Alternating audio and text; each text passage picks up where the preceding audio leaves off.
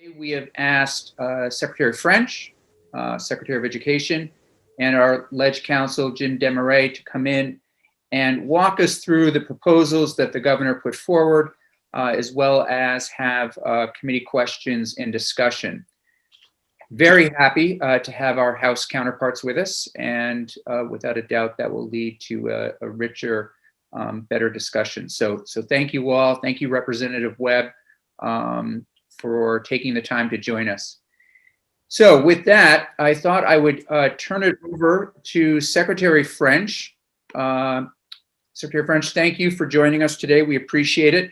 I suspect you had a bit of an inside scoop on what was going to be proposed and what would be helpful to us, and Representative Webb, please feel free to add or edit this accordingly, is just to take us through the governor's proposals, give us some, the genesis for them, what everyone is thinking, why they were put forward, any other relevant information that you think we should know before we start digging into them in our separate committee, during our separate committee times.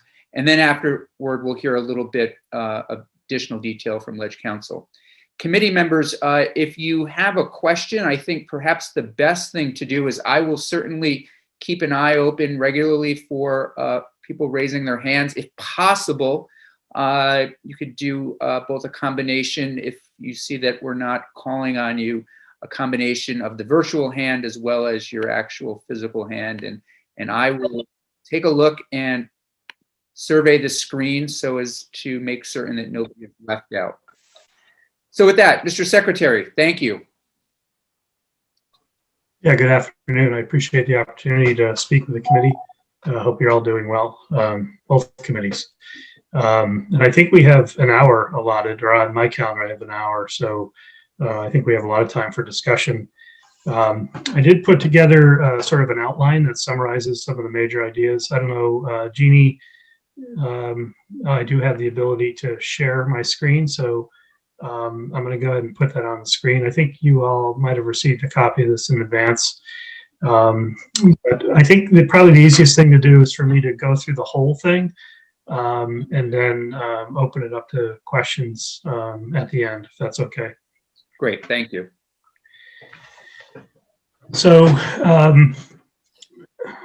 this starting and sort of to back up a little bit, because I think the budget address is, as you know, an important milestone in sharing sort of the administration's perspective on policy concepts. But we were, as you know, very actively involved in our pandemic response, and particularly in education. I think there's been an acknowledgement from the very beginning in the response that as much as we were actively responding to an unprecedented emergency, that people started to notice fairly early on that perhaps there was opportunity here as well.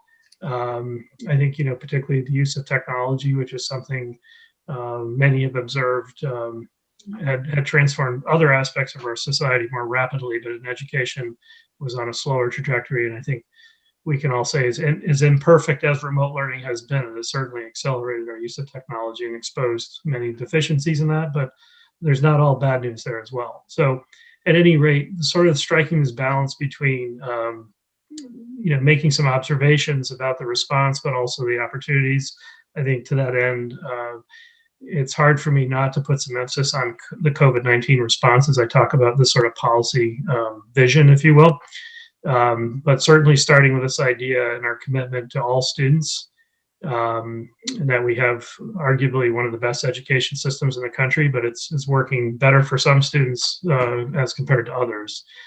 And in particular, sort of the second bullet, acknowledging that this moment in history that we're in is really about the personal learning needs of students and the ability to perhaps deliver for the first time in our history on focusing the system around their aspirations.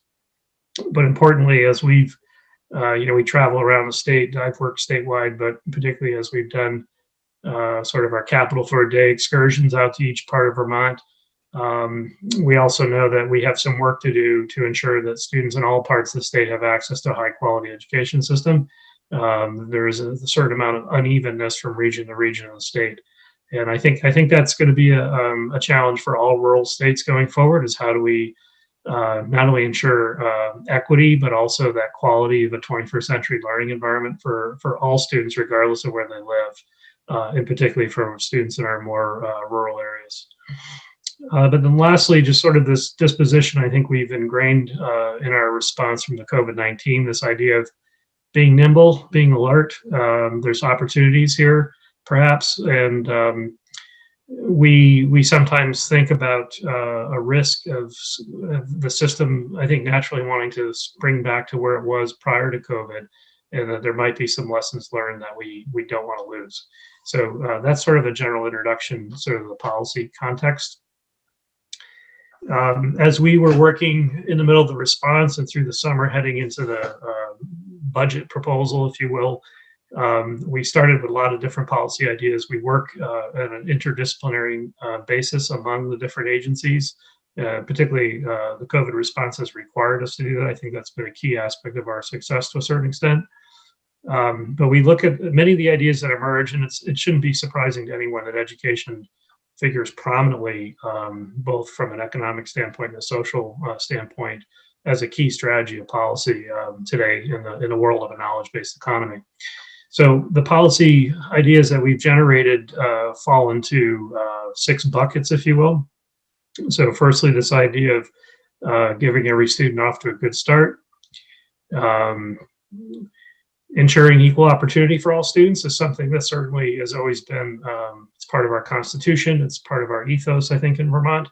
But certainly in the last year, some of the things we see nationally in terms of police brutality, some of the hate that's been emerging more rampantly in our country has put new emphasis on this idea.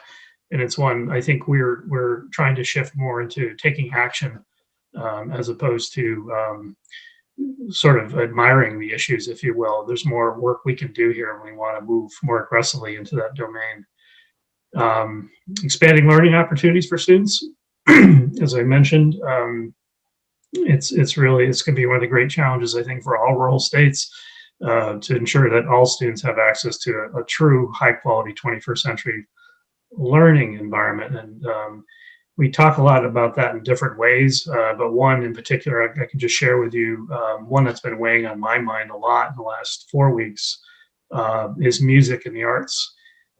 We've struggled, I think, probably the area that's been most difficult for us to develop a path forward in our COVID-19 guidance for schools has been the arts.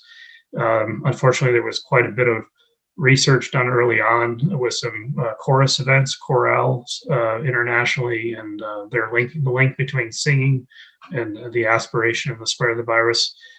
So there's quite a bit of research about the dangers of music, and our infectious disease experts have been somewhat reluctant to move forward in that area. It's something we're still hoping to do. But when I think about this in the context of learning opportunities, it's not just about technology or access to curriculum. It's even as we speak about the arts, and what does it mean if you're a student in a rural community that doesn't have an ensemble to learn from, to play with, to interact with. We talk about this often from the perspective of AP courses and so forth, but it's important to acknowledge that artistic talent and ability is probably fairly equally distributed, but opportunity is not. And these are once again some of the challenges, I think, for all rural states, but it's one we should endeavor to take a look at. Number 4, this issue of, I'll call, pipeline issues, is one I think we haven't spent enough attention on to my satisfaction. I think as a rural state, particularly with our demographic challenges, we're going to have to spend more time on this topic. What's our pipeline development for teachers, particularly as we're contemplating potential contraction of our state college infrastructure, which historically is one of our primary pipelines for developing new teachers. Do we have to address issues of reciprocity, which is an idea I'll mention here in a minute, meaning how difficult is it for teachers from other states to come to Vermont? So I think, this is an area I don't think we spend enough time on, but one we're very interested in due to the demographic challenges that are in front of us. Improving pathways between high schools and CTE centers a perennial issue, and we have some ideas on that. Once again, in some places in the state, this is less of a concern than others, but it's certainly not, it's not equal across the state. And in some places, the barriers for students to move among those programs can be quite challenging. And lastly, opportunities to modernize the system.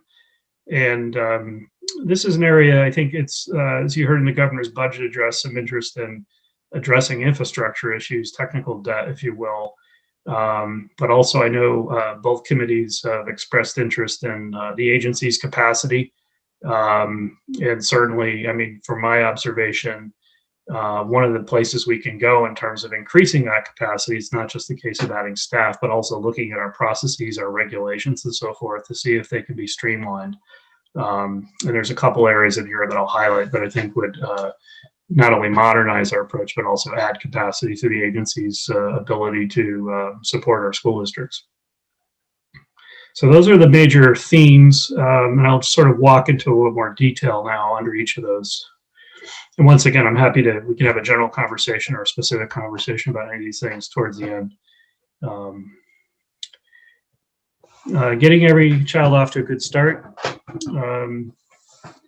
A centerpiece of what we'll be wanting to discuss is literacy reform. This is a topic, nationally, there's a lot of interest in this. Our data points to it should be a concern for us as a state and an area of targeted intervention. We suspect as a result of COVID, this is an area that is a good area for us to seek some improvement.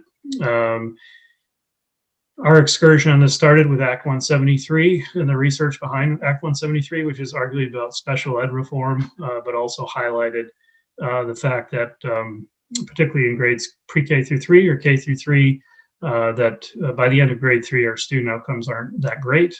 Basically, about half of our students are proficient in ELL or language at the end of grade 3. We're starting to see a disturbing trend in our NAEP data as well as the National Assessment of Education Progress, that the average scaled score in NAEP has been dropping fairly consistently over the last several years, but perhaps more disturbingly when we disaggregate that data, it shows that many of our students are doing just fine, but some of our more vulnerable populations, their achievement levels are declining. So we have some real equity issues. So I think, also when we start thinking about early education and how to improve outcomes there, because we have quite a bit of research that shows that's probably one of our best investments to make as an education system. It's a very complex policy area, how to get into from a data perspective and outcome perspective. And I think here too, literacy provides a very convenient way for us to think about all the effort and activity that goes into through birth through 3 and then 3 through 5. We can use literacy perhaps as a proxy for healthy brain development, nutrition, social, emotional development, as well as academic success. It's something we can measure quite well. And the measurements we do have right now indicate that we have some room for improvement. And I think particularly when we start to see the equity issue show up in the data, here too becomes a place where we can focus our efforts. And the initiative we'll be bringing forward in literacy for your consideration is comparable to one we became involved in last year. So in many cases, not new ideas, more or less some of the same thinking that we had brought forward previously. We have a structural proposal to bring over the child care functions of the CDD to the Agency of Education. The governor mentioned this in the inaugural address. This is more complex, I think, from a structural standpoint. We think it's time to take this conversation on in spite of the complexity, and look forward to working with the committees, legislative leaders, stakeholder groups to consider this. From my perspective, my thinking originally started thinking about Act 166 as possibly the place we should work first and then worry about the structure later on. But after a couple of years of working in this structural piece, I think it's getting coherence on a structural side would aid with the policy. We've spent quite a bit of time inside of state government just bringing the two agencies together, We have issues with federal funding that sort of fall across those boundaries, and data quality assurance that fall across the agency boundaries. So I think it would be very useful to bring these together under one agency's supervision. This is not about having the public education system become early involved in learning care. This is just about bringing those teams together under one agency. Many other states do it this way. I would say more states do it the way we have it. So it doesn't necessarily guarantee a major transformation, but I think it sets the stage for that transformation, which is an integrated policy, 0 to 5. So that's a conversation we look forward to having with you. We acknowledge that's a complex conversation, but one it's time to have, I think. This last one, property tax exemption for pre-K centers, is fairly, I would say, simple from a policy standpoint. It is exactly what it sounds like. It's fairly straightforward. Our tax department has done some analysis on this. This would be private pre-K centers. We promote property tax exemption for them. It's one tool we think we might have to offer them some financial stability, or to help them with their business models. The liability on that from a property tax perspective is somewhere around $500,000, I think, on the grand list. But once again, we think it's something we can try to do to help them in that regard.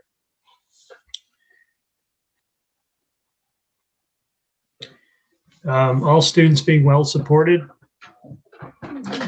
This first item is just to highlight that the General Assembly launched this initiative last year, and we think it's a really important one. This work is just getting started. The after-school task force, we think it's very important to think about full-service schools, wraparound services for schools. And I think as a state, we were, once again, as part of our rural sort of understanding, we were heading down this path anyway.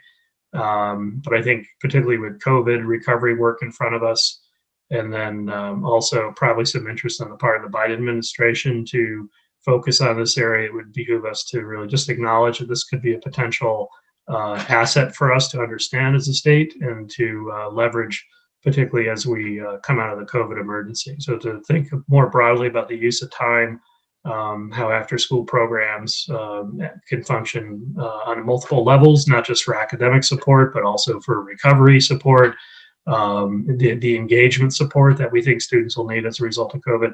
So it's just want to sort of put a pin in it, if you will, but we think it's a major strategy that we've worked with the General Assembly to get moving, and I think it's one that's we just don't want to lose sight of. So nothing new to do there, just put some emphasis on it that we think it's going to be useful to leverage this going forward. A key one for us, I think, both in terms of agency capacity and just improving our ability to support all students, is it almost falls in the modernization bucket, but to look at the restructuring of responsibilities between the agency and the State Board of Education. This is a bit of I would call legacy work to a certain extent, that we have, as you know, elevated the commissioner to a secretary of education. So the secretary reports directly to the governor. The agency of education theoretically then has responsibility for regulation, but we've never finished sort of that next piece of the work, which is to look at regulation. And there's been some challenges in this area in terms of our capacity. We spend quite a bit of amount of time at the agency supporting the state board appropriately, but it could be considered duplicative in some cases. And arguably, in the last 5 years, we've been working on very complex policies. Not to say they haven't always been that complex, but honestly, special ed reform is probably one of the most complex areas, and we have a major special ed reform in front of us with Act 173. General Assembly's given quite a bit of authority to the state board in this area. State board's been working really hard to get up to speed on special education and so forth, but it's been a huge lift for everyone involved. So we'd like to pick this conversation back up. We kind of made some progress on it last year. But we think it's one that it needs to be addressed sooner than later. And I think there are issues here, particularly around education quality. We haven't necessarily had the best connection between statutory policy goals and regulation. We've had a couple of areas, and the one I'd highlight right now is this idea of education quality, where most states right now are operating under federal education policy. It's called the Every Student Succeeds Act, or ESSA. Prior to that, it was the No Child Left Behind Act. States are required to have a state accountability plan, essentially, under federal law, which is our major oversight function in terms of ensuring the quality of our schools. Our state ESSA plan in Vermont was never signed by the governor, was never approved by the State Board of Education, and never approved by the General Assembly. Many of the structural elements in that, such as integrated field reviews and so forth, do not exist anywhere in regulation. So we have a real disconnect from what should be a statutory direction on responsibility, on accountability, and our regulation. So we are sort of operating in almost a no man's land, so to speak, in terms of an accountability system to improve our schools. And that's unfortunately one of the major tools in our toolbox right now. So those kinds of issues, I understand how they ended up the way they did, but I just have to point out the obvious that we need to leverage our regulation if we're going to make progress on addressing both quality and equity for our students. Regulation's a major tool in the toolbox, and right now there's a bit of a disconnect. So anyway, we think that's a major area of emphasis and work.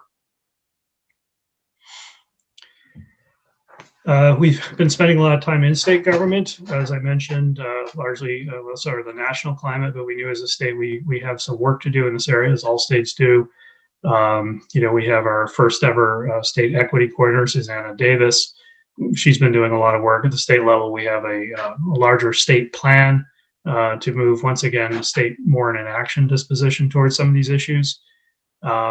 We've sort of pivoted off that work a bit to offer some ideas in education, which I think represent to a certain extent some of the work that's already going on in some places among our school districts, but it's time, we think, to elevate that to a policy emphasis that all districts are moving forward. So this first one, curriculum required to address hate issues, we would do this through the promulgation of a model curriculum. So we've had a delicate balance in our state that the State Board of Education promulgates standards, but the locals have curriculum. We still are endeavoring to preserve that balance, but in this case, we would promulgate a model curriculum for locals to consider. And this first bullet grew out of some review of national work. It's sort of also related to the work of the Act One or Ethnic Studies group that's been meeting. But we also noticed districts taking on issues of mascots and so forth. And this is where we think there should be a broader framework. It isn't just subject to the sort of local political forces, but the state should have a little more guidance for districts on how to engage on some of these activities, and would help, I think, communities work through that more productively. Similarly, we think it's time for a mandatory policy on racial equity for school boards. This would elevate the issue of racial equity to the same level as bullying and harassment, where there are mandatory policy requirements for school board.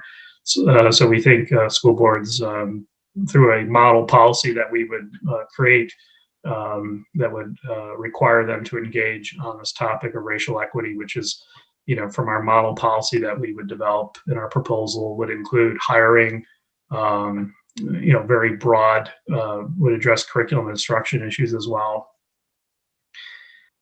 A task force on school disciplinary procedures. I know there's a bill that's already been induced on this in a parallel way. I think this is, we acknowledge as well, as one we'd like to see some work done on.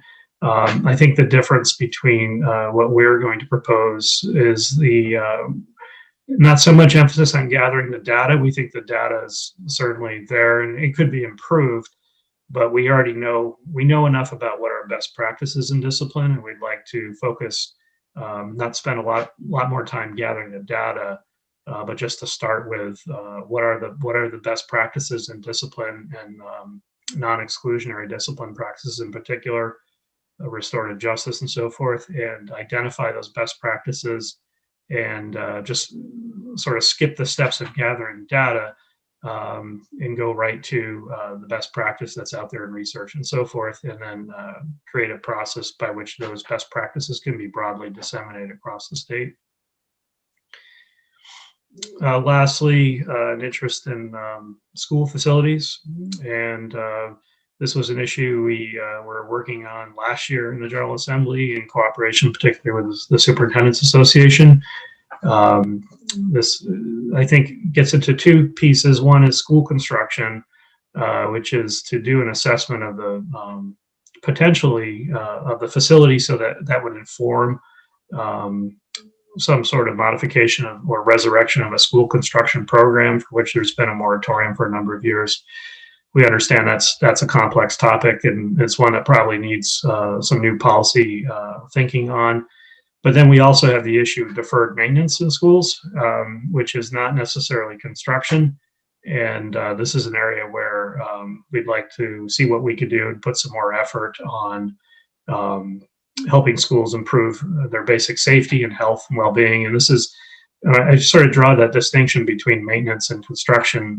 Under the law, school boards are largely charged with maintaining their facilities, but we have, as we've seen with lead in drinking water and PCBs most recently, we have some issues that sort of transcend school board authority in that regard, and ones the state should come in on a more helpful basis that don't really rise to the level of construction per se. So we'd like to work a little bit more on this issue of deferred maintenance and see what we can do to help districts sort of tackle that as a starting point, while at the same time we're doing an assessment of the construction facilities needs.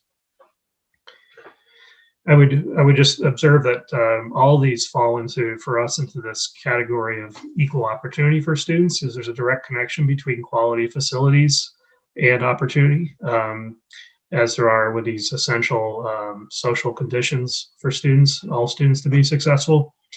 And they do require, I think, more state involvement in these areas to ensure that equal opportunity. So that's why we've sort of put them together into this one category. Expanding learning opportunities for students. The first one, simplifying our home study regulations. We had essentially over 100% increase in home study as a result of COVID-19, and that exposed for us a couple things. One is we had to scramble to allocate more staff to this area from other aspects of our agency.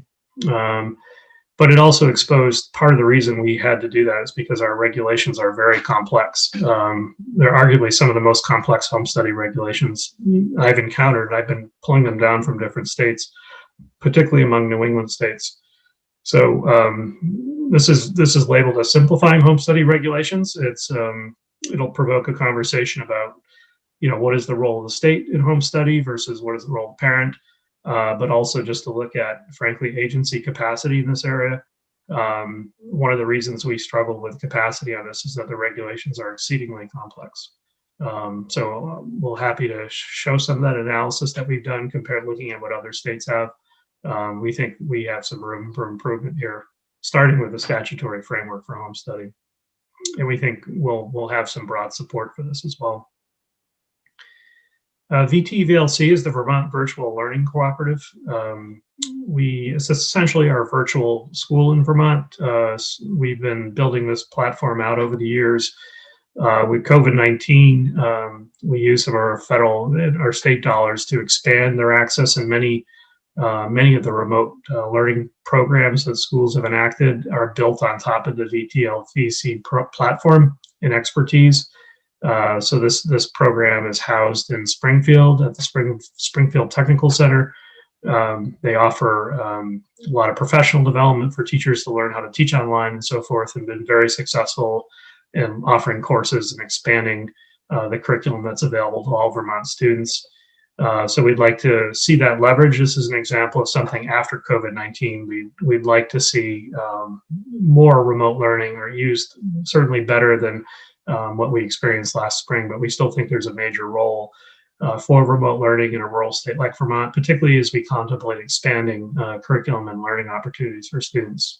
For some students in the state, remote learning is a really good option for providing additional access to curriculum. We have a mechanism in the current law about the ability of supervisory unions to contract with each other for services, and it just sort of ends at that. So supervisory unions can contract with each other for different services, and we've seen that play out over the years.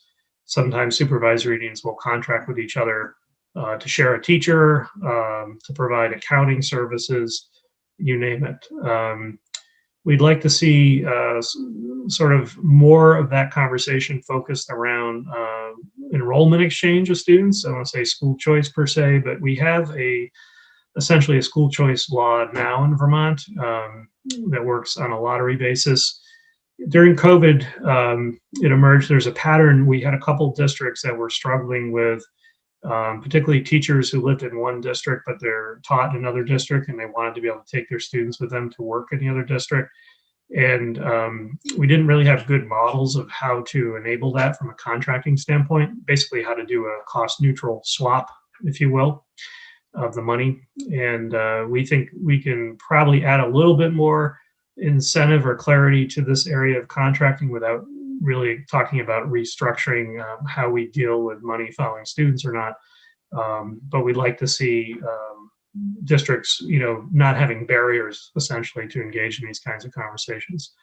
Similarly, we think there's some room, particularly with remote learning, to talk more about sort of a la carte course taking exchanges. If I want to take a course in another district, how do I do that? And we saw quite a bit of that with, particularly with VTVLC, with districts standing up their own virtual academies. We saw districts interested or students interested in taking courses in other districts because the courses weren't being offered in their district and it was all remote anyway. So is there a way to do that? So we'd like to explore that through the supervisory and contracting mechanism that's already in the law. In terms of the pipeline piece, so teacher licensure and availability of staff due to our demographic challenges. The first one, we have an approach to what's called reciprocity, which allows teachers or educators from other states to come to Vermont. But once here too, we have a pretty rigid process that requires an evaluation of the transcript, alignment of course syllabi with standards and so forth. It's not true reciprocity. And we know there's some work going on among states to make this easier to happen. But we'd like to basically create a process where a teacher who is licensed in another state would say if you're a high school English teacher, you'd automatically qualify for a provisional Vermont high school English teacher license, which would at least get you in the door. And then you'd have a couple of years to work on making sure you met all our requirements. So a provisional license in Vermont gives an individual 2 years to obtain a regular license. So we think the automatic granting of a provisional license, if the individual had a license in another state, is the way to go. So we'd like to make that more seamless. Once again, we think that we're going to be relying increasingly on teachers coming from out of state for pipeline needs. And so we want to attend to this issue and look to see what we can to eliminate some of the barriers around reciprocity. This has been a perennial issue over the years. And many principals, superintendents notice the challenges in this area. We'd like to eliminate an online teaching endorsement. This was created, it's a separate sequence of courses required for teachers. If they want to teach online, they have to have a separate teaching endorsement to do that in addition to their regular teaching endorsement. We certainly believe there's a lot of professional development necessary to teach online successfully, just like there is to teach successfully in any context. But we don't think it's appropriate to have a separate teaching endorsement for this, particularly when there's only really one place a teacher in Vermont could get that endorsement, and that's through an online academy through one organization. So we think, as we've learned through COVID, we've had the Standards Board waive this requirement. And then the legislature extended that in August through the rest of this year. We think there's really no need to have this as a separate licensing requirement. Once again, it's not to say we need to have quality control and professional development to do this, but it doesn't rise to the level of needing to require a separate endorsement. This last one is more focused on the quality piece of this bucket or heading, not necessarily the pipeline end. And this was based on our experience adjudicating the revocation of a license with a Burlington guidance counselor a year or so ago. It's the first time that process was taken to the end of the process, which was an appeal to the state board, in my memory anyway. And it exposed some flaws, I think, with the process. Both the Attorney General's office and the Secretary of State's office and we noticed that this process could be improved. Basically, when you get to that last phase of the appeal, we have to start all over and prepare the state board as a panel of lay people to go through that process. It required them to have additional legal support and so forth, separate from the agency's typical legal support. So what this proposal would do is transfer that last phase of the appeal to the Secretary of State's office, we call the Office of Professional Regulation, which is where the appeals for all other professional licensing goes at the end of the day. Essentially, there's a professional hearing officer who would still adjudicate our regulations, so they still would be educator regulations, but it would be overseen by a professional hearing officer who we think is in a better position to ensure due process and eliminate some of the I think potential pitfalls and liability that the state could be exposed to through the process as we know it.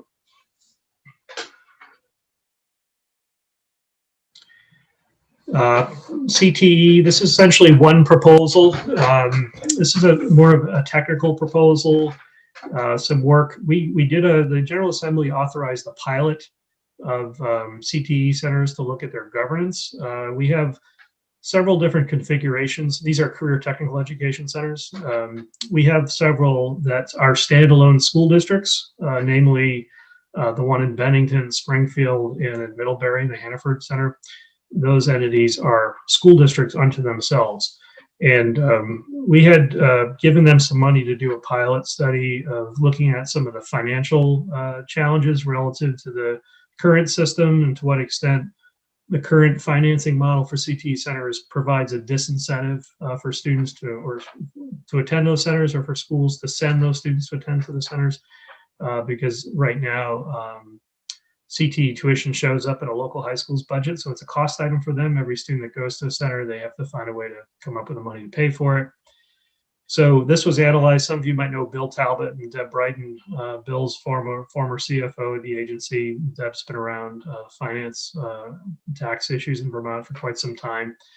So these groups, these districts that were involved in the pilot commissioned a study from Bill and Deb, and they've done some modeling, and they've come up with a couple different ideas of how to reform the CTE funding system. And we think one of those models in particular is more attractive, and one that we'd like to bring forward for the General Assembly to consider. Basically, this would remove that tuition piece, so there isn't necessarily a disincentive for a high school to send their student to a CTE center. It would establish CTE centers with their own tax rate.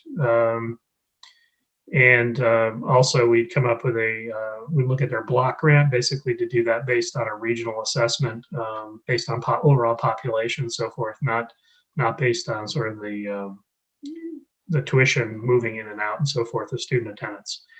So this is a more technical concept. I don't know to what extent the General Assembly is familiar with the work that Bill and Deb have done. It's still the ink's kind of still drying on it, but it's well done and something that we think we should introduce into the conversation at some point.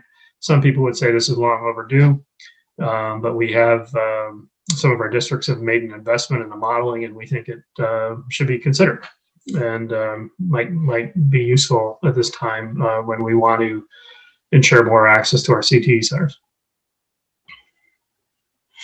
And lastly, talking about modernization, we did last year we did what was called an RFI, a request for information on statewide student information system. So these student information systems, each school district has their own, and they use these systems to record attendance, discipline, the grades, and also as the system that reports data to the state. We went out on what's called a request for information last year to understand what the vendors in the space would do if we tried to do this at the state level. We're pulling that analysis together. We'll be doing a presentation I'll invite you all to sometime around February vacation, school vacation. So it's towards the latter part of February. We'll be putting together a presentation for stakeholders to discuss the results of the RFI. We think the next step is to go out to bid with an RFP, request for proposals. So we'd just like to bring the General Assembly along in that conversation. And because this is a multi-year process, but we think we can improve the quality of education data in the state and also save money by doing a statewide student information system. It's an approach that's used in other states, and arguably Vermont is, it's a much smaller state where to a certain extent it doesn't make sense for having all these separate systems at the local level and all the opportunity for the data quality to be less than it should be. Second one here, regional back office pilot. We're interested in, this is, I would say, related to perhaps the virtual merger provisions of Act 153, the idea of districts, again, working together. We'd like to incentivize some districts to agree to only one of them sort of do payroll for the other, that kind of thing. So with the data systems that we're talking about are scalable on a much larger basis than what we currently do.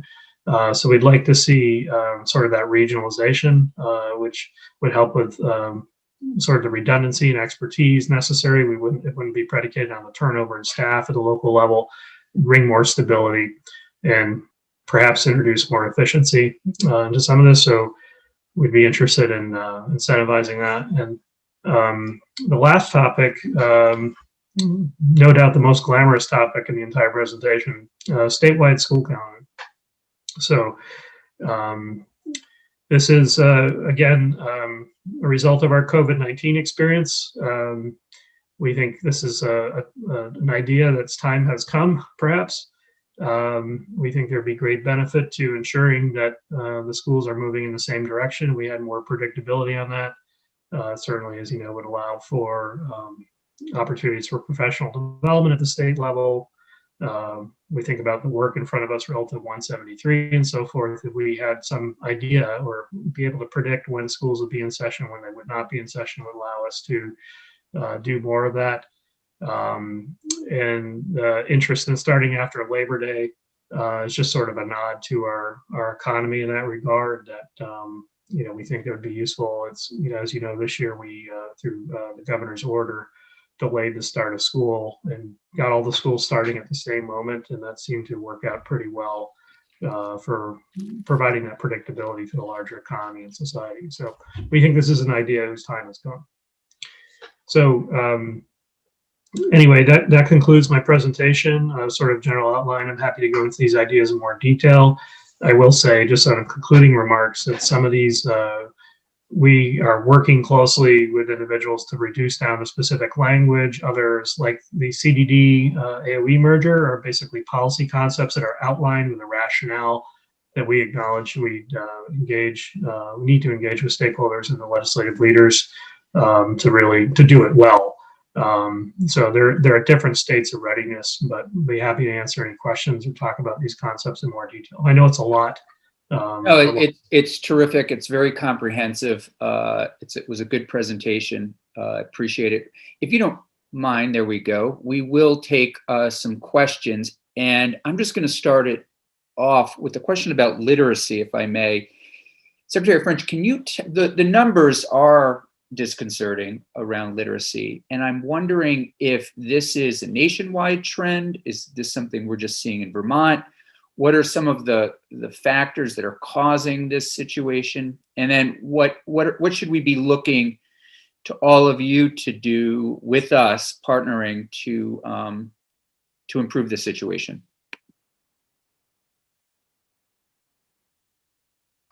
Yeah, it's a great question. I think it's certainly, there's some national interest in the topic, and I think I was fortunate last year to be selected as part of a national cohort of chiefs. We call ourselves chiefs because we go by different names in different states. And we had a focus group down in DC on this topic and brought in some literacy experts and so forth.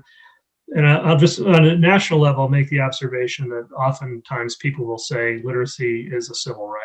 and it's gotten to that moment, I think, when we consider equal opportunity in our country, particularly in a knowledge-based economy, that not having literacy skills, and particularly critical literacy skills, disenfranchises individuals from opportunity.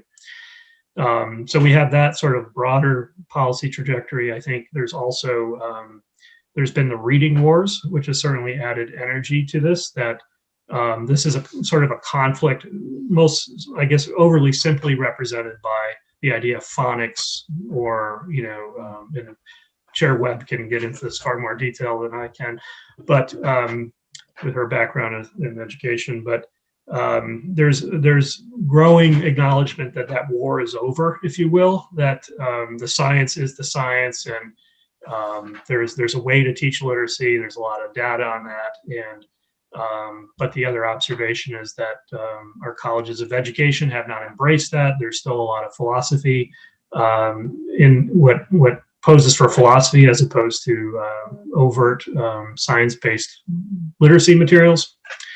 So at any rate, I don't like to get involved in that. Is try to stay above that as best I can. My interest is starting with the outcomes and saying, first, let's talk about how we might measure this. I think we do as a state, which arguably, once again, has some of the best outcomes in education. I mean, I think we can say that fairly well by looking at things like NAEP and so forth. But when we start to see the discrepancy in the results, particularly for our socioeconomic students or students that are more at risk, we have to dig into the data a little more closely and take notice. I think we've gotten by as a state, perhaps over the last 20 years or so, and many teachers would acknowledge our students today are more complex, have more needs. As we've started to observe those things, it really requires us to have a much more directed approach on issues like literacy. And we come back to saying, let's talk firstly about how to measure the outcomes. Let's sort of put that to bed, and then say, if you can get results with this curriculum, that's fine, but let's not debate what the result should be. And particularly with Act 173, which talks about sort of, I wouldn't say getting out in front of special education, because that's not really a fair characterization of the process, because special education is always a direct right, if you will. But there's a lot of work we can do to ensure students don't fall behind, particularly in terms of the academic discrepancy. And a lot of the research around literacy is a place where we start to see sort of those patterns of students falling behind. By far and away, our largest disability area is learning disability, which often includes reading and things like of that nature, language acquisition. So we just know we have some more work to do. And I think, from our perspective, we just want to point districts to doing that work. Let's talk about how to measure it, get them focused on it from a policy perspective, have them do a literacy plan. I think we have some expertise in the state that's pretty phenomenal. That's national level expertise, like the Stern Center and so forth, that we could be leveraging much better across the state. So we have some work to do, but I'm also thinking we have a lot of resources and a lot of interest in doing the work. Thank you. Representative Webb. Thank you, Mr. Secretary. This is quite a large list. It has small, little things, and it has gigantic concepts to it. I am wondering if you could organize some priorities that you would see that you would like to see that are time sensitive for this year, maybe things that we can set up for another year, and what might be just ongoing work. No, I appreciate that. It's certainly we'll try to do that. I think we were trying to do more of that. It's been a fairly dynamic situation with COVID in particular. And what I mean by that is we're trying to stay in sync with the federal assistance that's coming our way. We recently just received what's called ESSER 2 and GEAR 2. And we also, the new presidential administration want to make sure we're moving in the same direction. So absolutely, I think as those things settle in a little bit and our priorities emerge relative to those resources, we can definitely sort of lay this out on what we would see as a priority trajectory for folks. Thank you. Representative James, and then Representative Conlon. Thanks. Thanks for being here, Secretary French. I have questions on two different slides. Curious about, just to hear a little bit more about the model curriculum on hate issues and the racial equity policy. What sort of things would the policy cover, and how would the model curriculum kind of work with Act 1 and the work that's being done there on the standards? That was my first question.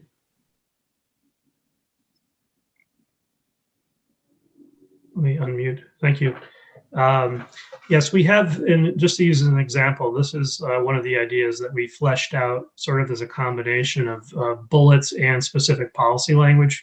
So just to give you an idea, in this slide basically contains 4 issues for us that we would put forward to give you some specificity on it. So in the first one, it's adding a new requirement that curriculum must include lessons against hate speech, hateful imagery, and discrimination.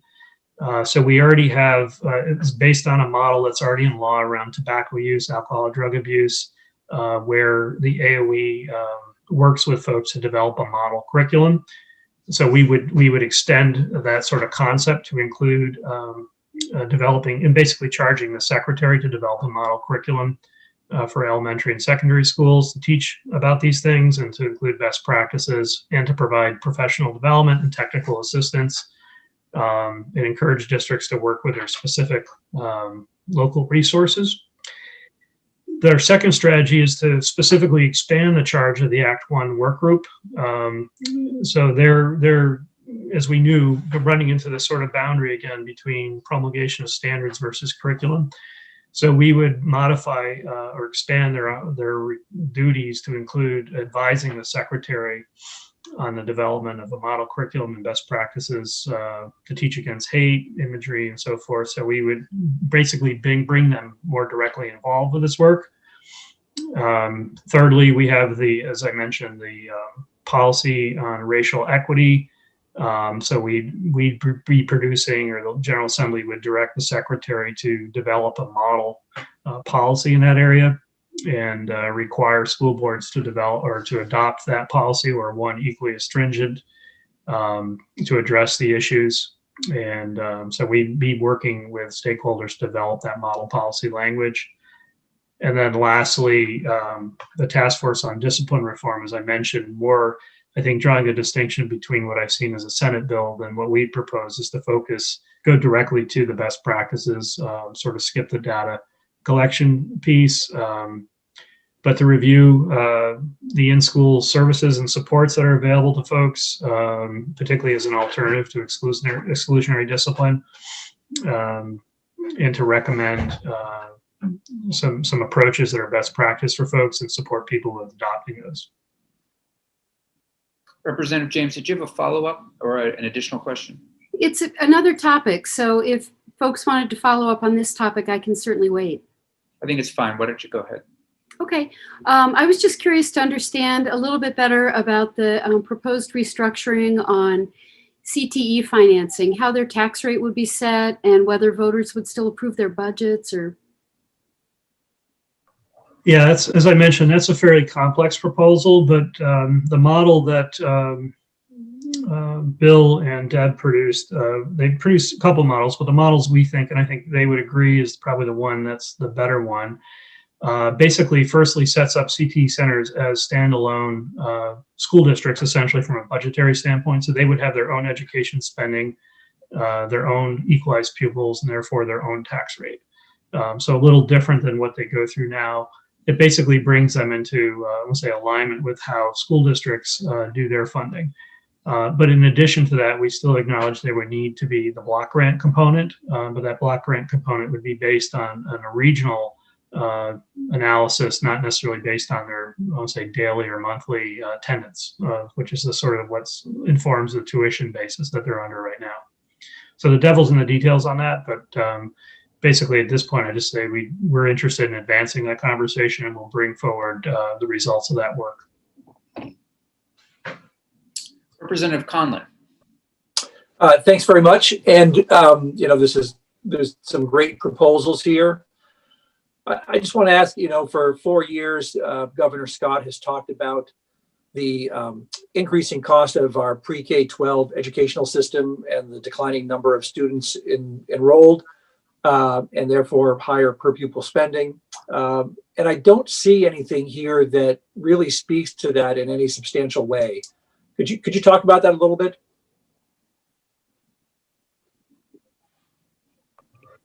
Yeah, I think that's a fair observation. That wasn't one of the major sort of buckets. We started, I mean, once again, grounded pretty significantly in our COVID response. I think the best area that probably conforms to that is the modernization sort of bucket, where we're looking particularly at the student information system. That proposal is largely based on two elements, which is to improve the quality of data and to lower costs. But we also there's other items here in our presentation that do speak to costs and effectiveness. As I mentioned, the issue of like simplifying home study could be viewed as an example of simplifying regulation and therefore increasing agency capacity as opposed to adding staff to the agency. The CTE funding is one that I think imparts a certain amount of flexibility to the system to let sort of let student interest sort of drive change in the system as opposed to creating structural barriers. So I think there's elements there, but I think it's fair assessment that there's no direct there's no direct proposal on the table to necessarily restrain costs per se. Representative Conlon, did that answer your question? Did you have a follow-up? You're good. Okay. Senator Lyons. Thank you, and thank you, Secretary French. That was great. My question is that now that we have the outline, will you be providing us with details on one or more of your recommendations? And I would assume that some of these, as you have said, are higher priority for the administration than others. So will you be bringing in specific language for us or specific recommendations? And then some of the data that you have to support your recommendations would be extremely useful to us, I think, going forward. That's one. I've got 3 or 4 things, so why don't I enumerate those first, and then we'll go from there. The recommendation on universal pre-K, will there be a recommendation to institute universal pre-K for all schools? And then my next one is I guess it's really a comment, but there wasn't a whole lot in there about trying to improve mental health services in the school system, whether through the school nurse office, and I understand that's Department of Health, or in other ways. And I'm wondering if you've had a conversation about that. And then my last comment is, thank you for the post-Labor Day suggestion. A few years ago, I introduced an amendment on the floor of the Senate, which was passed to the other body. And I guess it died there, but I think one of the things we're all concerned about is the health and wellness of our kids. And regardless of the fact that we're moving away from agriculture in our state, I think it's really important for people to be out in the summer months, and then for kids to be able to work on that weekend when they can for Labor Day. Anyway, Yeah, those so are my comments and my questions. yeah, thank you. Yes, our next step would be to produce specifics for you, as much as people are interested in those topics, and we have a variety of strategies. I think, just to use the example again at CDD, we've been working with Let's Grow Kids and other stakeholders just to share with them what we're thinking, but we acknowledge it's a complex policy space that requires a lot of work together with people. So that's not something we would necessarily just bring in a specific proposal on. We've done a lot of the analysis and the data that you point to, and that's certainly how we arrived at our conclusion. But it's not something we would necessarily put language on the table. There are other areas where we do have language ready to go. The mental health issue is an interesting one. I would react to that as we also have a lot in flight as the COVID work that we're about to do, we're calling recovery and education. We've been working closely with the mental health department to sort of conceptualize that. So I think it's not necessarily something at this point we're bringing forward a policy proposal on, but it's something that's very active on our front burner in terms of the COVID response that very well could ultimately result in a policy proposal. But Happy to share that work with you, but I think right now it's just perhaps the nature of the emergency that operating under the executive order and the state of emergency has sort of put a priority on actually sort of solving that as we're moving into this next phase of the recovery. It's not clear to me yet what the policy implications of that would be. But so far, we're working very collaboratively on an integrated basis to support our schools and our communities in that area. So as you follow through with that, I think it's probably important for us to stay connected. And I'm talking now about the Health and Welfare Committee as well, because we've also been talking about that. But thank you for working on that. It's so critical. Senator Absolutely. Senator Perchlik.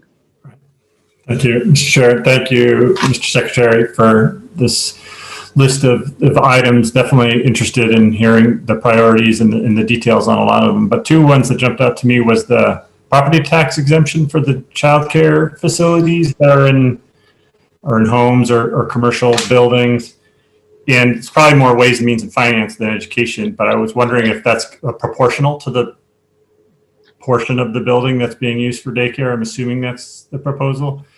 And then on the infrastructure of the schools, and I was wondering if specifically you talked about a kind of a second stage of our indoor air quality program that you've run, and I know you've supported and found some more CARES money for, which is great. And specifically looking at trying to bring up all the schools to the ASHRAE indoor air quality standard. Yeah, in terms of the property tax exemption, our focus is on the private centers. We'd certainly be open to some approach with the private provider or out of the home provider, so to speak. But the analysis that was, as you point out, done by the tax department is really focused on the center-based businesses. See what we could do there. Yeah, in terms of, once again, the school facilities, we're trying to sort out in our own minds between school construction versus deferred maintenance. And we've had so much of the deferred maintenance we've been dealing with as a result of COVID, whether it be indoor air quality, PCBs, you name it.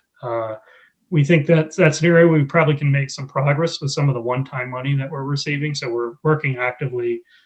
We want to keep an eye on the larger school construction program, but we know that's going to be a multi-year process, a complex process involving some revision of policy, perhaps. But we think deferred maintenance is something very tangible and something we can really make some progress on. And we've been looking at sort of, I'm called the one-time money. I think you heard the governor refer to a lot of the federal dollars that way.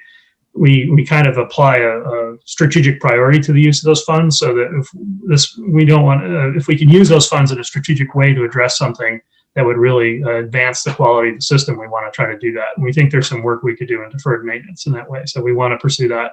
HVAC, as you know, is a more complex one, and there's been some work done on that since the summer, around the quality and so forth. And so there's also some simple accommodations we can make in terms of portable filters and so forth. But yeah, absolutely, indoor air quality and heating and ventilation and safety is sort of that broad category where we see deferred maintenance really being the bucket where we can make some progress. All right, thank you. If I may, Mr. Secretary, before we let you go, I'm wondering, I just want to go back to the literacy. It doesn't sound as though there is a sort of a uniform standard or way that we teach literacy in the state. So I'm wondering if you would just respond to that. And then I'm wondering the role of the Common Core in teaching literacy in this state. Yeah, it's definitely fair to say there's not a consistent approach to how we teach literacy. Okay. I think we have some information on the different programs that people use. And we know there are some programs that are more used than others in the state.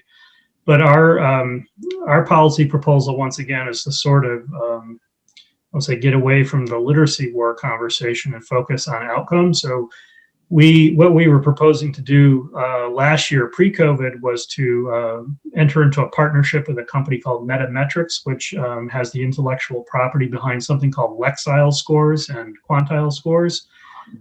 They're sort of like a lingua franca of how to connect different data. Most of our literacy benchmark assessments can report out in Lexile scores. So we've gone and joined that partnership along with many states in the last several months. So basically what this is going to allow us to do is to report our SBAC scores out in this format. It allows us to get data from local school districts in this format. So it starts to set the stage for connecting, because we don't have state level data in grades pre-K through 3 in this area. It allows us the potential to start to connect the data from pre-K to 3 through the 3 through 8 that we have with SBAC. So instead of sort of going, and we still think we need to go at the professional development around using science-based literacy, but it's to really start with the data and to say, here are the outcomes we're getting, and to spend some time on training and supporting people to use their data and to confront the trends they're seeing in their data. Because we think, honestly, that's the biggest issue. It's just people aren't perhaps looking as closely to their data as they should. Sure, and I think that also the agency is also looking at the data that's coming out of schools. For example, if you're following a school where you're noticing that the literacy rates have been declining, not dissimilar from, if somebody's leaving a doctor's office not getting the right medication or not, being cured, you're then interacting with that school and kind of, I'm just asking, I'm assuming you are, and saying, hey, maybe the literacy steps that are being taken at this institution aren't what need to be done. Yeah, so the problem, it's a great theory of action. The problem is we don't have information in pre-K through 3 on literacy at the state level, because the state assessments start in grade 3. Yep. So what we're promoting is the use of this Lexile and quantile score idea. So most districts, I would argue, have what we call a benchmark assessment in grades pre-K through 3 that they're using already, but they're not reporting that information to the state. It's not required. So they have information at the local level that we want to ensure they're using in an appropriate manner, but we don't necessarily see the data ourselves.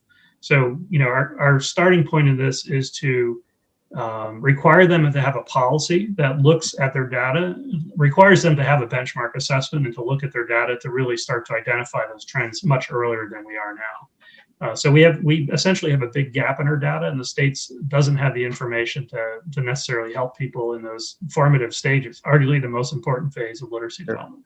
But you did start your comments, correct me if I'm wrong, by saying that 50% of our students aren't reading at a certain level. So at what point are we determining that? So that's in grade 3. That's the first time we collect data at the state level. Okay. And that grade 3 SBAC assessment for the last several years shows about 50% of our students scoring on a proficient level. Okay. So at that point, essentially, it's too late. To your analogy in medicine, so. Yeah.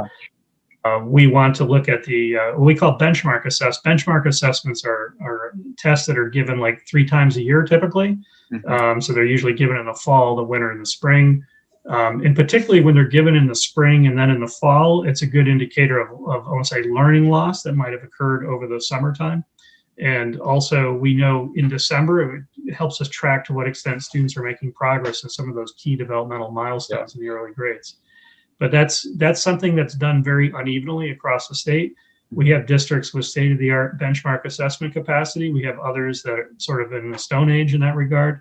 But we need to find a way, I think, to help them improve their literacy assessment in that area, which will then drive their ability to intervene.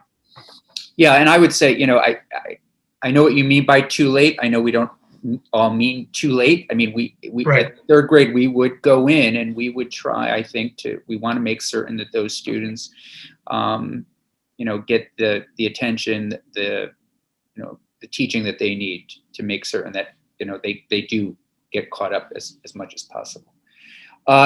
Any final questions? We've kept Secretary French 10 minutes over, which this has been incredibly helpful. So we appreciate it. I'm seeing any. Okay. Well, thank you, Secretary French. Great having you, and we look forward to continuing the conversation. Senate Ed and I believe Senate House, are you going to continue, Representative Webb, with us for a little while we talk with Ledge Council? You're muted. Sorry. Nope.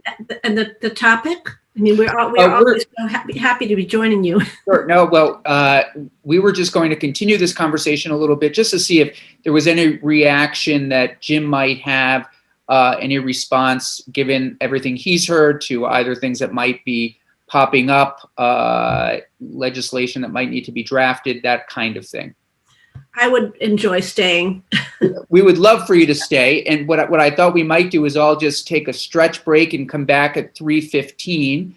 And that might give Jim also some time to collect his thoughts. And we can all come back after a nice 4-minute stretch. Thank you. And my committee members, very happy to have you stay as well. Great. So we'll see you all in 4 minutes. Mr. Desmarais, wonderful to have you with us. I just thought it might be a good moment to hear from you anything that you may have heard that, and we usually do this with Mike O'Grady in Natural Resource and Energy, anything you happen to have heard that there might be a conflict in statute, there might be a constitutional issue, there might be repetition, anything at all, just general thoughts or issues that you may have recognized. Sure. So, hello, everyone. I think first, let me just go through some of the points that the governor made in his address that weren't picked up by Secretary French, just to highlight them. There are education-related points. So he mentioned his proposal is for a $1.89 billion budget for pre-K through 12.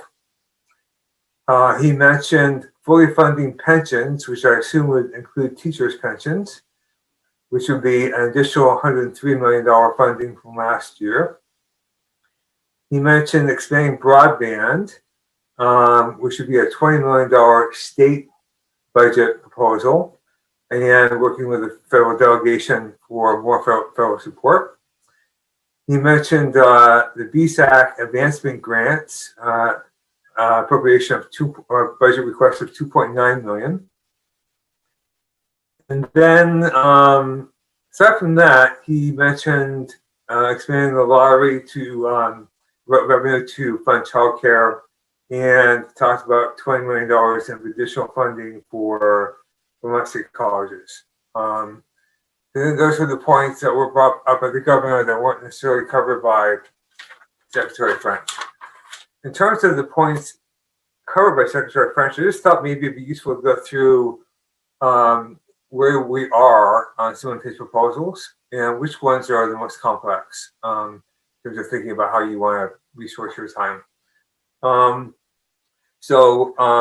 The most complex ones, I think, are the restructuring of duties and responsibilities between the State Board of Education and AOE. That was in S-166 last year, passed by the Senate. So there's a good place to start there. But I believe the Secretary's idea is to reconsider that and go back and look at the whole thing again. Second one that seemed very complex to me, at least, was moving various functions of the CDD to AOE. So figuring out the whole pre-K, the whole childcare regulatory system and shifting of functions between those two agencies would be very complex. The third one that seemed complex to me was CTE financing, the idea of creating school districts for CTE centers and how that would work. The few that you have made strides on already that he mentioned, obviously, are the after-school task force that's in place from last session. You have literacy reform, which there's a bill in House Education from last session that's been updated that I'll be walking through this week. And you've got your task force on school discipline. That's in Senate Education, he mentioned as well. So you're moving on a few of these ideas already. So aside from that, I don't have any particular conflicts or issues to raise, but they do raise different levels of complexity in terms of thinking about your time dealing with these issues. Thank you. That's very helpful. I know one of the things Representative Webb and I have talked about, and I know the governor mentioned it, and we have Jeff Fannin and others working with AOE and other partners on, is, you know, this sort of post-COVID educational opportunities for students, or sort of even during COVID, what that will look like. And I think that too will take up a significant amount of time. I think one of the ways I'm looking, at least my lens on a lot of this, is what are the kinds of things where we really can have an impact on the lives of students? You know, I mean, there are certain things, I think, without a doubt, within the infrastructure, within the governance systems that we can examine. And just so colleagues know, the way I'm looking at it, are these ways that we can really have a big impact? For example, the literacy, as you could tell, is a big concern of mine.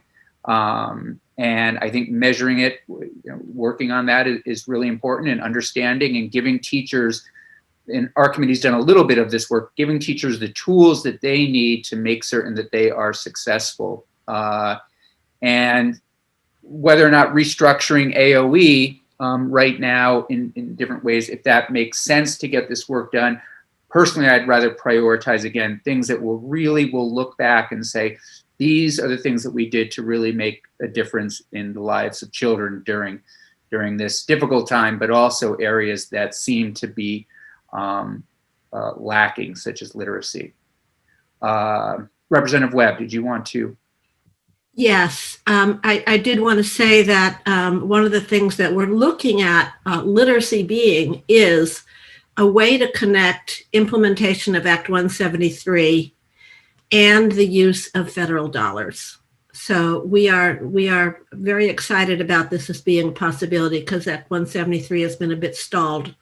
And it is our avenue to support the students that have the most needs, the students that are struggling. So this is an important one that we are excited to be starting this week. Great. We'll be keeping you up. Senator Campion, you and I will keep in touch on that one. And just so Senate Education colleagues know, tomorrow we are taking up the school discipline bill, the advisory group, and we'll certainly keep you abreast of our work on that. Another one that I think will make a big difference in the lives of children. The other thing, I know I don't even need to say it, but just I kind of keep saying it to remind myself, we certainly have direction from our corner office, if you will, that COVID and post-COVID is our priority. And I know you have the same, and I'll be talking with the pro tem after this a little bit at 4 to also understand if there are ways to sort of start to verge away from that, or if indeed we should continue to stay focused. And I Please. just say that we will also be looking at the school facilities construction. We really appreciated the work that this committee did last year, and I was acknowledging Senator Perchlik for his work on HVAC. We did have Efficiency Vermont in, and I learned that, I don't remember what the percentage was, but there are a large number of schools that their HVAC system is only to be able to open windows. So this is a bit of a concern, and we will start looking at that. We did some work on it last year, but it just didn't make it through the process because of COVID. So that's another one. Yes, and we've been given some direction. Senator Perchlik's work on that has been incredible, and I know Senator Lyons advocating for the mental health needs as well as environmental needs, and environmental protections in our schools are something that I know Senator Lyons is working on with us in her committee, and also a priority with Senator Balance. Representative Austin, please, and then Representative Brady. Representative Austin, is your hand up? Did you say Austin? Austin, yes, I'm sorry. Yes, okay. Yep. That's okay. I thank you for taking my question. I just wanted to make a suggestion. We took testimony last week from Professor Nate Levinson, who wrote the report on struggling students.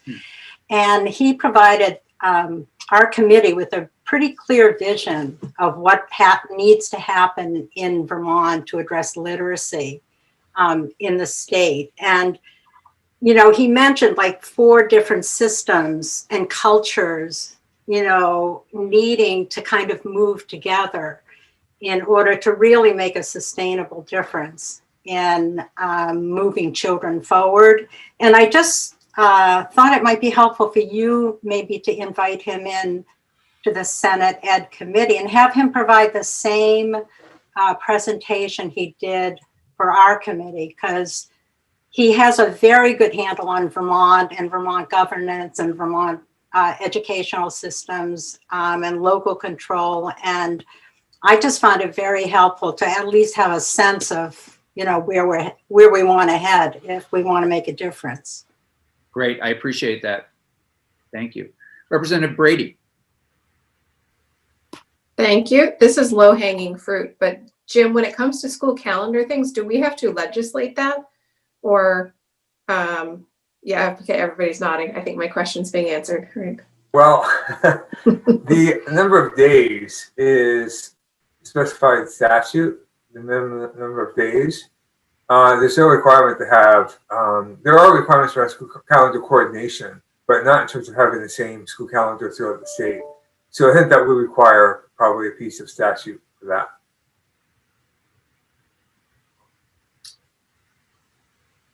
Other questions? Comments related to, yes, Jim, please. I just want to put a plug for, I presented what's going on with the whole use of public tuition for religious schools in House Education recently. Big issue with lots of cases, moving parts, touches upon dual enrollment as well. I would just encourage you, if you are interested, to hear from the constitutional expert, Peter Teachout, on that question. He's got some specific recommendations as to how to deal with that. He reached out to me today. I appreciate that. And he referenced your conversation. So I think we will have him into Senate Ed. Thanks so much. And actually, you presented to the Senate. We hadn't heard it, but we are definitely interested. Representative Conlon. Yeah, thanks. Jim may have just distracted me from, oh, I guess it was a process question.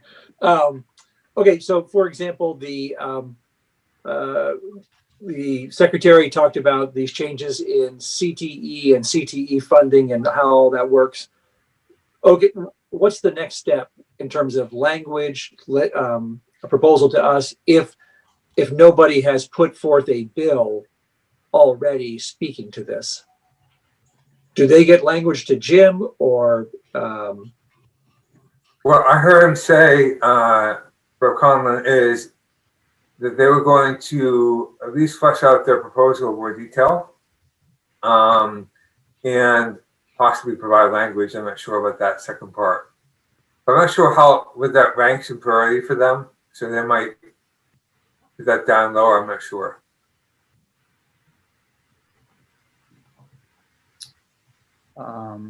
Anything else? Okay, well, House Education, Representative Webb, thank you so much for joining us. Do you have a vice chair this year? I do. Where is he? There he is, Representative Tupoli. That's right. I think that's in statute. Is it not that he needs to be the vice chair? I've been trying to change it for, years, but I still have him, so. But seriously, it's great to have all of you here. Looking forward to continuing our work together. And please, Representative Webb, if there are ever opportunities to collaborate, I know Ledge Council would certainly appreciate it, as I'm sure the agency and some of our other partners. And And I think given the amount that was just put before us and the things that you're starting to work on and we're starting to work on, I very much appreciate you and me having an opportunity to talk and do some planning on how we're going to move these things through before crossover. Great, great. So if Senator Ed, if you don't mind just staying on for another about 5 minutes, but we will let our good colleagues and partners go. Yes. Thank you very much. Well, Senator Campion, look forward to seeing you in the hallway. I look forward to seeing you as well. See you, Representative. Thank you. Thank you.